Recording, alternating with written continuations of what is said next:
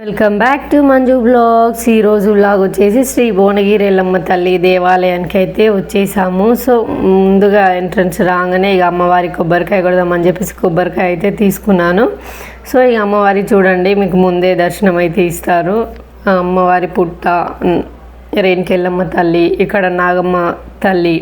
ఇక అలా మనం లోపలికి వెళ్ళి అమ్మవారిని దర్శించుకుందాం పదండి. అలా ముందుకు వెళ్తూ ఉంటాయిగో అమ్మవారి గంట. అలా ముందుకు వెళ్తే చూడండి అమ్మవారి గుడి అయితే వచ్చేస్తుంది. సో ఇక ప్రదక్షిణాలు చేద్దామని చెప్పేసి అమ్మవారి ప్రదక్షిణలు అయితే చేస్తున్నాను. ఇది అమ్మవారిని దర్శించుకోవడం అయితే ఇదైతే నేనైతే మూడోసారి అమ్మవారిని దర్శించుకుంటే మంచి జరుగుతుందని నా నమ్మకము. సో ఈసారి కూడా అమ్మవారి దగ్గరికి అయితే వచ్చేసాను. చూడండి ఇక్కడ నిత్యం భక్తులు అయితే వస్తూనే ఉంటారు. సండే ట్యూస్డే అసలు ఖాళీగానే ఉండదు. ఇక అమ్మవారికి మొక్కు చెల్లించుకోవడం కానీ, వాళ్ళు కోరుకున్న కోరికలు ఇక్కడ నిత్యం 3 పువ్వులు కడతారు. పిల్లలు కానీ వాళ్ళు తొట్టెలు కడుతూ ఉంటారు. అమ్మవారికి బోనము, మీ అమ్మవారికి ఏ మొక్కు ఉంటే అది చెల్లించుకుంటూ ఉంటారు. ఎప్పుడు చాలామంది భక్తులు వస్తూ ఉంటారు అమ్మవారి టెంపుల్కి అయితే.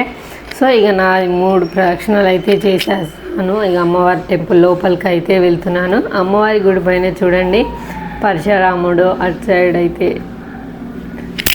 అమ్మవారికి ఇటువైపులా చూడండి ఆరతి మంచిగా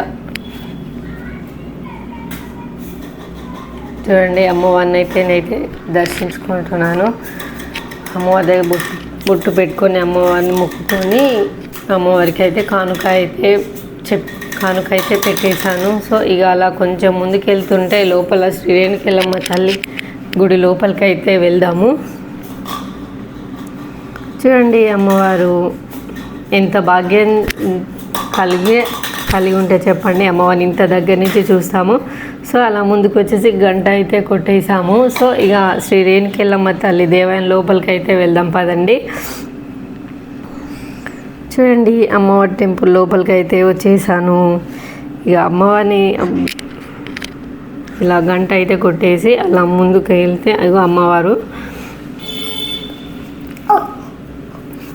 అమ్మవారిని అయితే అందరూ బాగుండాలి, అందులో నేను ఉండాలి, నేను అనుకున్న కోరికలు నెరవేరాలి, నా యూట్యూబ్ ఛానల్ ఇంకా ముందుకెళ్ళాలి, అందరూ బాగుండాలి, అందులో నేను ఉండాలి అని చెప్పేసి అమ్మవారిని అయితే కోరుకున్నాను. సో ఇక అమ్మవారి దగ్గర పాదాలకి అయితే నమస్కరించుకొని అమ్మవారి దగ్గర బొట్టు అయితే పెట్టుకొని ఇక అమ్మవారిని అయితే మొక్కుకున్నాను.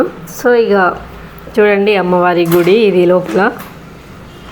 అమ్మవారి గుడి అమ్మవారి వెనుక చూడండి శివుడు, పరశురాముడు ఇలా దేవుళ్ళు అయితే ఉన్నారు.